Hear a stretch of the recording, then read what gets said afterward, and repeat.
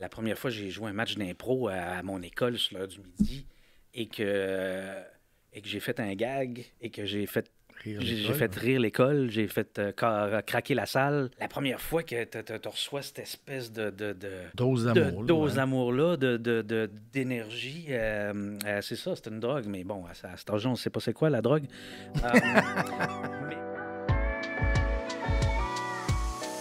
Bienvenue aux Grandes Idées révolutionnaires. Je suis Herménégildo Conté et il me fait plaisir de vous retrouver encore une fois pour un autre épisode passionnant. Et dans le cadre de notre série des Grandes Idées pour jouer, j'ai encore une fois un invité exceptionnel avec une perspective unique à vous présenter. Alors que vous soyez à la maison, sur la route, en vélo, avec ou sans vos écouteurs, sachez que vous pouvez nous suivre sur Spotify, Google Podcasts, Apple Podcasts, Vodeo.ca qui est notre plateforme, ou sur notre chaîne YouTube, Grandes Idées. Alors dans cet épisode des Grandes Idées pour jouer, j'ai l'occasion aujourd'hui de parler avec, j'ai envie de dire des amis, Martin Héroux. Bonjour. Acteur, comédien, je sais pas trop, on va en parler un petit peu. Nico Gagnon, bonjour Nico. Merci d'être là, les boys. Ça fait plaisir. Ben, écoute, parle-moi pas là-dessus, là. On parle de comédien, d'acteur, là. On ne sait pas trop. On parlait justement un petit peu hors d'onde tantôt de la différence qu'il y a entre ce qui est dit aux États-Unis, par exemple, par les Américains, et ce qu'on dit au Québec. Puis, il y avait comme une petite bulle, là. Alors, j'ai envie de vous entendre parler un petit peu. Vous vous sentez acteur ou comédien? Ou quel titre? Quand j'ai un contrat, je suis un acteur et un comédien. Quand j'en ai pas, je suis juste Martin Héroux. Mais pour moi, personnellement, mais c'est pas défini en fait. Pour moi, comédien, c'est sur scène. Au Québec, on a des formations. La formation générale de tout le monde passe par le théâtre. Donc, on dit un comédien de théâtre. Puis après ça, quand on vient le temps de faire de la télé ou du cinéma, pour moi, dans ma tête, à moi, on devient un acteur. C'est la même maudite affaire. C'est juste pas le même médium. Les planches, pour moi, c'est des comédiens. Puis les acteurs, pour moi, c'est du cinéma. Mais c'est pas marqué nulle part, ça. C'est dans ma tête. Il y a bien des affaires là-dedans. Toi, Nico? Moi, je suis pas dans ta tête. Non, je sais bien. Je suis bien content. C'est pas mon premier choix. Ni mon deuxième. C'est même pas le top 5. Là, non, je sais bien. Je sais bien. Mais... Qui parle? Mais je t'écoute, Martin. Oui, c'est ça. Mais on dit acteur de théâtre aussi. Oh oui, c'est ça. En fait, c'est synonyme. Chez nous, c'est acteur, comédien, c'est synonyme. Parce qu'on dit, c'est ça, comédien de théâtre, acteur de télé. C'est au niveau anglophone qu'ils font la distinction entre acteur et comedian. Puis comedian, pour eux, c'est un humoriste, un stand-up. Puis actor, c'est un acteur. Un acteur. Peut-être un anglicisme, d'ailleurs, acteur pour les comédiens. Je ne sais pas. On n'aura pas de réponse. Je trouve ça beau, comédien. Net à ce sujet, mais je prends la POC c'est à la glace, là. Et tu caressais le rêve de devenir acteur quand tu étais petit enfant? Non, en fait, je m'attendais pas à devenir hacker, avec un H en plus. Non, je pense pas que j'étais destiné à devenir hacker. Parce que je viens d'une famille de restaurateurs et puis il n'y a pas vraiment de... je suis pas un enfant de la balle. Je veux dire, il n'y a pas vraiment d'artistes dans ma famille. Quoique mes parents ont un petit... à cette heure que je pense un peu avec du recul... ils avaient un petit côté artistique tous les deux.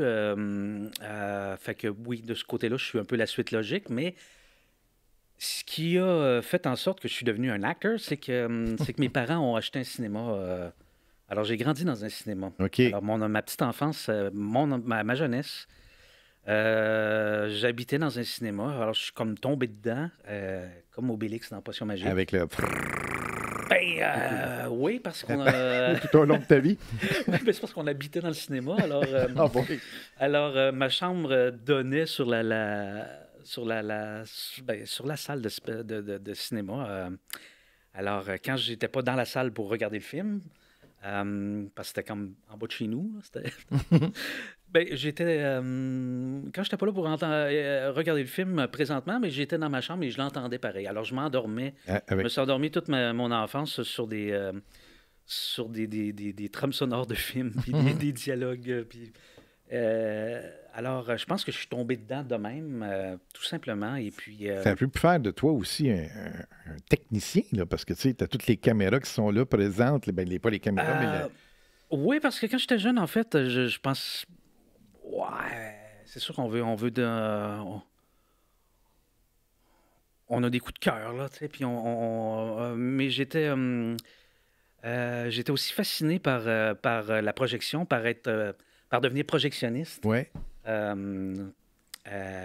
que devenir acteur, là, tu sais, j'étais allumé autant d'un que l'autre, là. La cabine de projection était entre ma chambre et la chambre de mes parents, là. C'était ça, j'ai grandi là-dedans. Alors c'est ça, j'ai comme... Ça a commencé comme ça. J'ai commencé comme ça, puis... On va parler des personnes qui ont eu de la signification pour toi après, mais je vais poser la même question à Martin. Dans Cinéma Paradiso, c'était toi, Toto? Oui, c'est moi, Toto, c'est ça, oui. Ils ont volé mon histoire. Ils ont volé ma vie. Ils ont fait Cinéma Paradiso. Moi, j'aurais aimé ça, vivre dans un cinéma. Moi, je vivais dans une boulangerie. Mon père était boulanger, mon grand-père, mon arrière-grand-père. Fait que j'ai lâché tout ça. Fait que, ouais, c'est ça. Mais en fait, moi aussi, comme toi, il n'y avait personne qui faisait ce métier-là. Il faut dire qu'en région, il n'y avait pas grand acteur. Tu sais, il n'y en avait pas beaucoup là, qu'on connaissait qui faisaient ce métier-là. Ils étaient tous en ville. Fait que mon père, par contre, faisait la revue Richelieu. Dans les Richelieu, là, genre les Kibronis, les Richelieu. Oui. Il faisait la revue de l'année. Puis mon père était un boulanger, un monsieur, tu sais, bien droit, puis bien drette, puis qui dépassait pas. Mais quand il jouait, il était complètement fou. C'était très drôle de voir ça. Puis je faisais, mon père, il peut être drôle, tu sais, mais pas du temps, il n'était pas aussi drôle. Puis, puis là, j'ai fait, mon dos. C'est à rebours que j'ai compris ça. Plus tard, j'ai fait en reculant, j'ai fait, moi, ça vient peut-être de là, après avoir fait 10 ans de revue et corrigé à Rideau Vert. J'ai fait, c'est vrai qu'il faisait ça. Puis moi, j'ouvrais les rideaux. Puis j'étais un peu technicien aussi. Fait que, on faisait le son avec Sylvain Labranche. Puis on faisait ça, puis on s'amusait. Puis ça m'a toujours donné le goût d'être sur scène avec mon père ou avec ces messieurs-là qui travaillaient. Donc ça m'a toujours allumé. Puis quand est arrivée l'improvisation, la LNI à la télé, à Radio-Québec, à l'époque, ça s'appelait Radio-Québec, bien là, j'ai embarqué là-dedans à plein, comme tout le monde. On faisait de l'impro puis tout ça. Là, ça m'a donné... Les deux, hein? On faisait-tu de l'impro ensemble? Oui, je pense que oui. Tu étais à La Sarre dans ce temps-là, toi, je pense? Non, j'étais à Notre-Dame-du-Nord, tu étais à Ville-Marie. On jouait...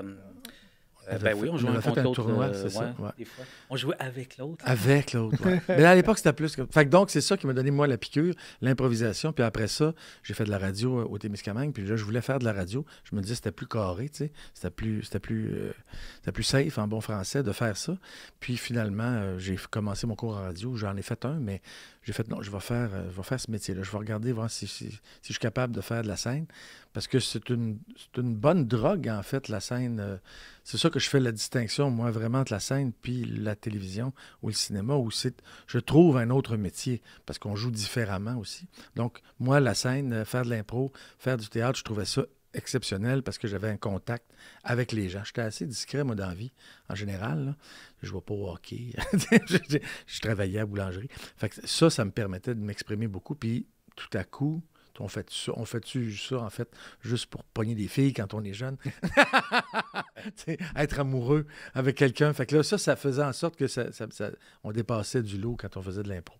Mais entre autres, c'était pour ça. Mais puis là, la piqûre est allée là. Puis après ça, j'ai fait mon cours en théâtre. Et effectivement, on était 2-3, là, toi, moi et Stéphane Franche.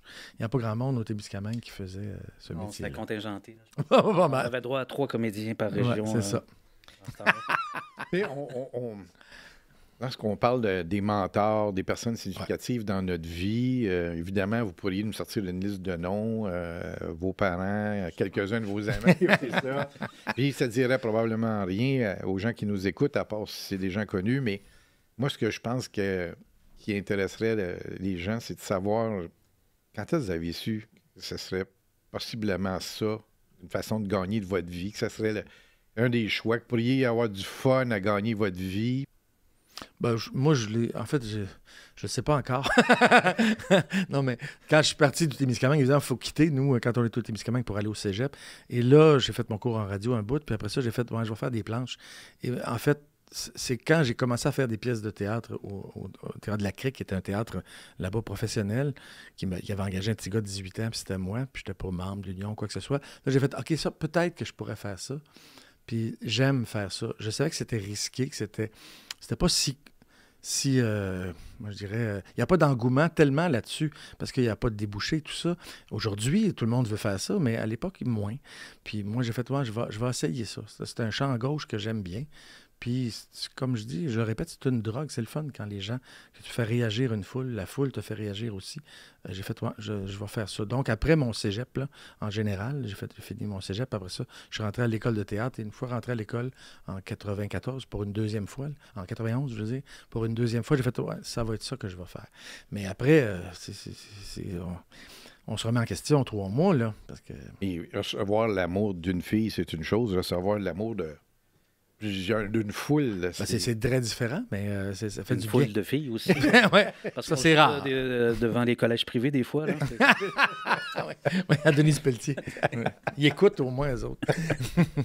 Toi, t'as-tu ça quand, toi? Moi, j'ai fait un grand détour avant d'assumer que c'est ça que je voulais faire. Et parce que j'étais adolescent, puis bon, j'étais enfant au cinéma, puis je regardais Terence Hill, puis Bud Spencer, puis je voulais être Terence Hill, là, tu sais, comme... puis après ça, bon, un peu le même cheminement, il est arrivé l'impro, on a découvert l'impro.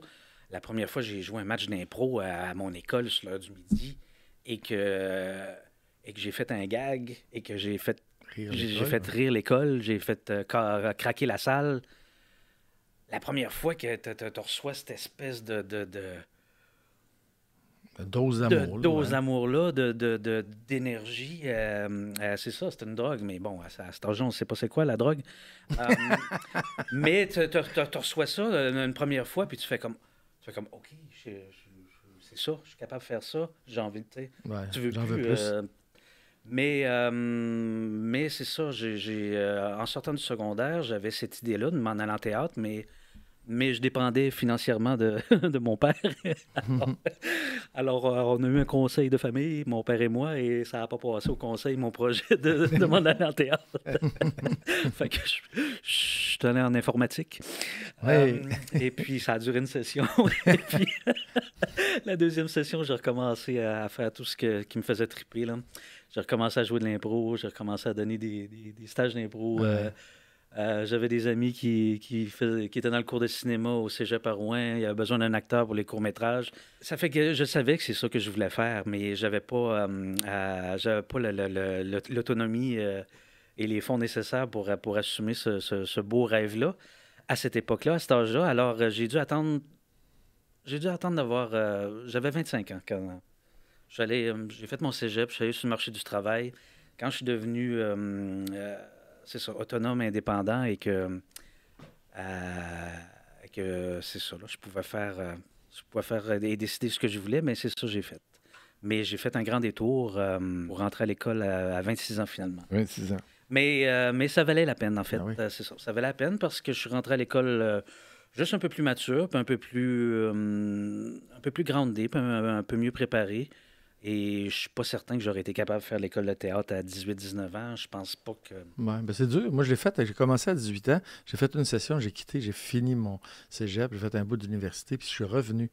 Moi, c'était à 21 ans. Parce que à 18 ans, je trouvais ça... On n'a rien vécu, là. Ben non. Là, tu vas jouer... tu vas jouer Macbeth. Macbeth, des amoureux, puis tu n'as rien fait là, dans ta vie. Fait que si peu. T'as Frenché 2-3 fois, puis... Ouais. Puis c'était pas 3 sur 3, là. Moi, ce que je réalise, c'est que tout le monde a des histoires différentes. Ben oui. Puis on rencontre des personnes qui sont significatives, qui sont différentes, des mentors aussi qui nous guident. Xavier, à me parler un peu des mentors tout au long de votre carrière. Là, ça ressemble à quoi? C'est-tu des personnes qui étaient dans le même domaine ou pas nécessairement? Ou...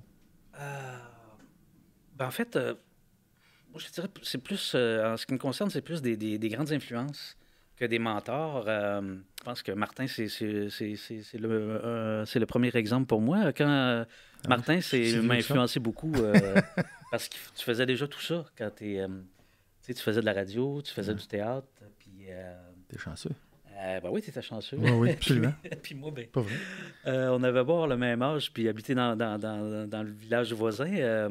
Moi, c'est ça, là, je te voyais comme, hey, Martin, il fait ça. Puis là t'étais comme l'équivalent des petits cimards. Là. Man, est-ce qu'on était comparé à toi? Là? C'est comme, Non, je n'ai pas vécu ça, moi. Alors, Martin, c'est ça, c'est une de mes premières influences. C'est parce que c'était un gars qui avait le même âge que moi, il faisait de la radio, il faisait du théâtre, puis il faisait tout ça. Puis ça te fait juste réaliser que, man, OK, on a le droit de faire ça. OK, j'ai pas besoin d'attendre. Ça se peut. Mon ami le fait. Puis il le fait bien. Puis j'ai envie, tu sais, comme... ça a été un des déclencheurs, en fait. Là. Tu m'as démystifié la patente. Eh bien, je savais pas. Ben non, je te dis pas tout. J'attends d'être payé. Ouais, c'est ça. Ici, on dit tout, fait que c'est bon. C'est bon. C'est à la bonne place. Je pourrais dire comme mentor qu'il y a quand même eu Michel Forgette, avec qui on a travaillé. Oui. On a travaillé souvent l'été au théâtre d'été. C'est tout un acteur. C'était l'école Michel Forgette. On jouait avec lui, puis on le regardait aller. Puis, man, on apprenait, là. C'est comme... comment patiner. Puis comment patiner, puis comment... utiliser toute la glace. Ouais, comment puncher, puis... c'était une école, là. Il y a eu l'école Michel Forgette. Il y a eu plusieurs écoles, en fait. Moi, c'est l'école de théâtre à Sainte-Thérèse. Après ça, il y a eu le théâtre parmi nous. Et je te dirais que ma troisième école, c'était Michel Forgette. Là, wow. Que je pourrais considérer comme un mentor. Sinon, je te dirais, chaque fois qu'il y avait les petits acteurs... les petits acteurs, genre comme Robin Williams, Billy Crystal... j'étais comme... j'avais une espèce de... Tu veux être Robin Williams. Comme ça, ouais, c'est ça. Ouais.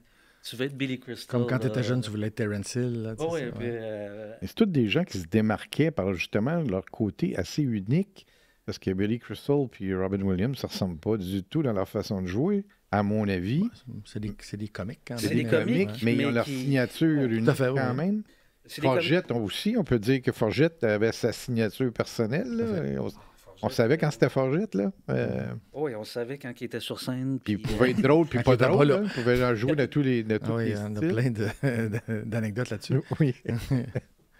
Ben, moi, je pense qu'il y a deux types de mentors. Il y a ceux qui nous ont influencés avant pour faire ça, puis ceux qui nous influencent en ce moment ou qui nous ont influencés sur notre route. Là. Moi, quand j'étais plus jeune, évidemment, comme tu disais, là, c'est des gens qui...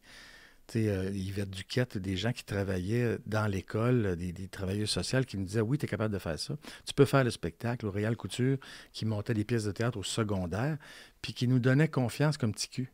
Moi, c'est ça que j'essaie de reproduire aujourd'hui avec les plus jeunes, là, parce que j'enseigne, mais les autres, ils ont fait « Oui, tu es capable de faire ça, tu es drôle, tu es bon. » Ils me donnaient confiance. Moi, ça a fait « OK, ben si des grands comme ça, ils disent que je suis bon, puis qu'ils rigolent, puis qu'ils ont du plaisir, puis qu'ils me font confiance, ça me donne confiance. » Fait que ça, moi, je trouve que c'est les premiers mentors qui nous donnent. Tu sais, c'est pas nos parents qui nous ont dit « Oui, t'es bon, vas-y, t'es capable. » Donc, c'est plus les gens aux alentours. Fait que ça, c'est les mentors je dirais, d'allumeurs, de mèches, de dynamite. Après ça, ben, les Forgettes et compagnie sont venus par la suite. Puis moi, je trouve que un peu comme toi, Nico, sur le chemin, j'en ramasse tout le temps des gens qui m'influencent ou des gens qu'on veut devenir comme ça, où on trouve leur jeu exceptionnel, puis on essaie d'atteindre ça. On parlait de Peter Sellers tantôt, ou d'Olivier Guimond, moi, j'ai toujours trippé là, sur Gilles Latulippe et tout ça, là, Théâtre des variétés, puis là, je fais ça en ce moment. Donc, tu sais, il y a quelque chose là-dedans qui nous propulse. Fait que ça nous prend des mentors ou des gens après qui s'accrocher pour se donner un swing, pour continuer. Parce que là, on parle du début, mais là, c'est facile de commencer, c'est plus difficile de durer. C'est ça qui est dur. C'est comme un mariage. Facile de se marier, mais rester marié, c'est une autre affaire. Fait que c'est un peu la même chose comme acteur, je trouve. Donc, ces mentors-là, moi, c'était au secondaire. Puis après par la suite, Odette Caron, des gens, tu sais, Forgette, tu sais, des gens qui faisaient ce métier-là puis qui nous ont donné notre chance, en fait. Ou qui nous disaient, non, t'es bon, TQ, vas-y, t'es capable. Michel Chénier, c'est tous des gens qu'on ne connaît pas en général, mais c'est des gens qui nous ont influencés jeunes qui nous ont bien partis. Puis après ça, tu sais, quand la plante, elle part bien, l'arbre, il pousse drette. Mais tu dis bien parti, puis en même temps, en contrepartie, tu dis qu'on a besoin tout au long de notre carrière, tu sais. Fait que ça veut-tu dire que dans ce métier-là, il faut reconstruire sa confiance tout le temps? Le doute est un moteur. Le doute est un moteur. Ah oui, mais le doute est un moteur. Ben, oui. C'est plate. C'est plate, mais c'est bien en même temps. Mais j'aime ça. Ça déstabilise, tu sais. Il y avait une image qui disait, tu sais, marcher, là, on se déstabilise tout le temps. C'est pour ça qu'on avance. Fait que si on ne déstabilise pas, on n'avance pas. Fait que moi, je trouve que... Puis c'est plate de déstabiliser, c'est mêlant, là. Puis tu fais, je vais faire d'autres choses. Aux 2 mois, on se demande ce qu'on va faire quand on va être grand, tu sais. Comment c'est tard pour se dire ça, mais, tu sais, je me pose encore la question, qu'est-ce que je vais faire, mais je sois grand, tu sais. Bon, on a tout perdu mes cheveux. Donc, c'est plus ça, moi. Pour les mentors, c'est tout au long de la vie, oui, on a besoin de gens après qui, pas s'accrocher, mais, tu sais, rebondir. Rebondir, s'inspirer. On recommence tout le temps. Oui, c'est ça. On est toujours aussi bon que la dernière affaire qu'on a faite. Oui, c'est ça. Il me semble que ça sonne mieux en Ouais. anglais. Mais, Avec un H. Avec un H. C'est pour ça que tu es un acteur, puis moi, comme Acteur. Mais il reste que c'est ça. T'as beau faire un show de théâtre ou un show de télé ou un long métrage, puis se carrer au bout, puis avoir une année de fou. Il reste que quand la production est terminée, quand le film est sorti des salles, quand le show de théâtre est fini, on sait qu'on recommence. Puis on ne sait pas... Il y a un vide, là. Ben, il y a un vide. Oui, il y a un vide. Puis il y a souvent une petite drop d'émotion aussi. Une là. remise en question. Mais on recommence. On est sur le prochain projet, puis on recommence à zéro. Là. Puis tu sais pas si ça va marcher. Là. Tu sais pas si tu vas être heureux, puis si tu vas avoir autant de fun, puis si tu vas te réaliser autant dans ton prochain projet. Mais c'est ça que tu as à faire. Et puis, Les mentors changent aussi en vieillissant, je pense. Tu sais, quand on est jeune, on veut performer comme tel acteur, telle actrice. On veut être de même, puis on veut qu'on nous engage pour ça. Quand on a fait un bon bout de carrière, moi j'ai l'impression maintenant que je m'attache à des gens qui perdurent, pas qui se signalent puis qui sortent du lot puis mon dos, ils sont bons. Ils sont bons, mais ils continuent. Tu sais, je pense à notre ami Roger Léger, qui est toujours là, qui a toujours été là, qui a toujours joué, qui a gagné sa vie comme un artisan de théâtre. C'est-à-dire, il y a eu des gros rôles, il y a eu des petits rôles, mais il a toujours joué. Moi, ce sont ces gens-là, maintenant, je trouve que je suis rendu plus vieux, que ça m'inspire. Moi, je veux regarder. Parce que c'est dur de durer. Parce que ces gens-là ont trouvé la façon, ou ils ont été chanceux aussi, là, il y a aussi ça, là, il y a une part de ça là-dedans, mais il y a une façon que je fais, ça c'est intéressant comme carrière, j'aime ça. Je voudrais finir de même, terminer comme ça, parce qu'il y a des feux de paille dans ce métier-là. Là. Il y en a qui brûlent vite, puis on ne revoit plus jamais, puis il y en a qui brûlent toujours d'un certain feu, il y en a qui durent 10 ans, puis on ne les voit plus. Ce qui est intéressant, c'est que c'est de durer, de gagner sa vie, en étant, un saltimbanque. Oui, puis à se réinventer constamment. Ben oui. Puis avec le physique qu'on a, puis avec la pensée qu'on a aussi, je trouve, ça change, tu sais. J'ai envie de vous poser une question. Je ne sais pas si tu veux dire quelque chose, Nico. C'est comme chez vous. Moi, Quel conseil vous donneriez à ceux qui commencent justement là, à se construire une confiance, puis qui sont encore en train de se poser la question s'ils ont fait le bon choix, par exemple, entre 2 mandats pour justement être capable de reconstruire sa confiance pour la prochaine. Tu sais, j'imagine là, la première fois qu'on travaille avec un Michel Forgette, alors que c'est quelqu'un qu'on admire, il y a quelque chose de magique qui se passe là, dans la période de travail, parce que là, on rentre le matin et on est avec Michel Forgette. Puis notre pilier est là, mais quand c'est toi qui tombes dans un projet, puis tu es peut-être la personne la plus significative, tu travailles avec des jeunes, là, tu as des jeunes autour de toi qui ont moins confiance en eux. Ou plus que toi. Ouais. Quel conseil vous donneriez? Toi, tu enseignes en plus. Peut-être que Nico va enseigner aussi un jour, on ne sait pas. Peut-être bien. Écoute, je suis pas à l'abri. C'est quoi l'expérience ou les conseils que tu pourrais donner à ce sujet-là? Pour moi, c'est la curiosité. Si tu n'es pas curieux, ça ne te tente pas de savoir ce que vit l'autre, ça ne te tente pas de savoir c'est quoi dans quoi trempait Shakespeare à ce moment-là, c'est quoi la façon de parler, la façon de tenir sa cigarette en Allemagne en 1942, bien, si tu n'aimes pas ça, si tu veux juste jouer comme toi tu veux le jouer, fais pas ça. Parce qu'il y a une partie d'imitation, pas d'imitation, mais de mimétisme avec l'époque pour reproduire, puis une partie d'interprétation personnelle à mettre là-dedans. Enfin, moi, je trouve que la curiosité, moi, je suis encore curieux, là, quand je reçois un texte, je trouve ça le fun, je veux savoir c'est quoi, c'est qui, il vient d'où, qui fait quoi.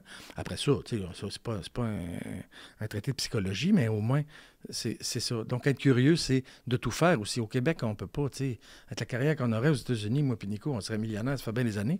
Mais là, on fait tout, tout. On fait de la radio, de la télé, des podcasts, n'importe quoi. Mais donc, il faut être curieux de ça, puis il faut être allumé. Fait que moi, c'est ça, mon affaire de base, parce que je suis encore curieux, j'aime encore apprendre, savoir. On n'a jamais fini d'apprendre. Moi, c'est ça, ma base. Continue d'apprendre, fait que tu vas continuer d'avancer. Moi, je sais pas. Bon, je me sens pas placé pour donner des conseils un matin, mais parce que c'est ça, on est tellement plein d'humilité dans ce métier. En fait, mon conseil, ça serait de vas-y, fonce, fais-le. Oui, aussi. Tu vas le savoir assez vite si c'est pour toi ou pas. Tu vas le savoir assez rapidement si c'est une vie que tu as envie de vivre, si c'est des conditions pas toujours faciles que tu as envie de vivre, si c'est assez fort, cette passion-là, pour te taper tout ça, vas-y, fais-le, essaye-le. Et tu vas avoir la conscience tranquille. Alors que si tu fais juste à moitié, ça donne rien. Tu le fais à fond. Oui, tout à fait. Ouais. Ouais. Et puis, si tu passes ta vie à regretter que j'aurais dû le faire, c'est pas mieux non plus. C'est comme... Il n'y a pas de demi-mesure. Là. C'est comme tu y vas à fond ou tu ne poses pas de questions. Et puis, fais-toi du fun. Si tu n'as pas de fun à faire ça... il y a un problème. Si tu n'as pas de fun à faire ça, fais d'autres choses. Si ça t'emmène de l'angoisse puis de l'anxiété, puis tu fais de l'urticaire, puis tu te fais vomir avant de rentrer en scène, puis ça te rend malade. C'est peut-être pas pour toi. C'est peut-être pas pour toi. C'est drôle que c'est ça que je me souviens la première fois qu'on a joué avec Forgette. Ouais. Tu sais, Forgette, on a grandi en regardant du tac au tac. Oui. Puis, tu sais, on s'est compte. Puis bon, on a joué tellement de beaux personnages de Forgette.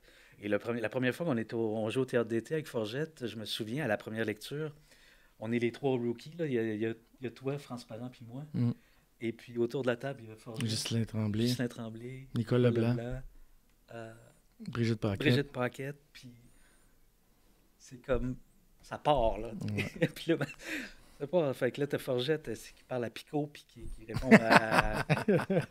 puis non, je me souviens, on est là, on regarde la balle aller, là, puis on se regarde, on fait comme... on est dans le show, là, nous autres aussi. Là.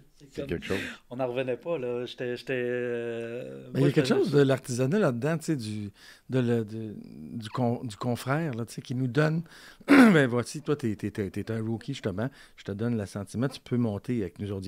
Viens apprendre, puis là, tu vas être un bon maçon, toi et tout, tu sais. Il y a ça, je trouve ça le fun, cette idée-là en théâtre de groupe, de troupe, là. Il y a ça qui est le fun. Ben, je pense que j'ai envie de conclure là-dessus. Martin t'a dit tantôt, ici au Québec, on fait tout. Oui. Et pour faire tout, je pense qu'il faut être généreux. Moi, je veux même premièrement vous dire merci d'avoir participé à cet épisode. Merci de votre générosité, de partager votre expérience personnelle, parce que votre histoire est unique aussi à chacun d'entre vous. Puis, je pense que ça va aider les gens qui ont besoin aussi des fois de reconstruire leur confiance, eux autres aussi, puis d'éclaircir leur chemin, savoir quelle route prendre. Alors, si vous avez envie de vous amuser, jouer pour gagner votre vie, ben restez avec nous. On va avoir d'autres épisodes où on va juste continuer à parler de tout ça, de gagner sa vie avec des idées pour jouer, différentes façons de s'amuser. Et ça sera peut-être pas juste dans la acteur et les comédiens. Il va y avoir d'autres sujets, mais ça va rester très intéressant et pertinent. Alors donc, merci d'avoir écouté Les Grandes Idées Révolutionnaires. J'espère que cette série a su vous plaire. N'oubliez pas de vous inscrire sur votre plateforme préférée en écoutant d'autres épisodes et en faisant un tout petit like. Vous allez nous aider à agrandir la communauté de notre podcast, mais vous allez aussi stimuler et exciter l'algorithme de YouTube, ce qui serait vraiment important pour nous. Vous avez rêvé, vous aussi, d'avoir un podcast? Ben, pourquoi pas venir le réaliser dans nos studios? Il est disponible pour vous. Rendez-vous sur vodeo.ca et allez à la page Service, où y trouverez toute l'information nécessaire. Rappelez-vous de rester à l'affût de nos prochains épisodes. Entre-temps, je vous dis merci et à la prochaine.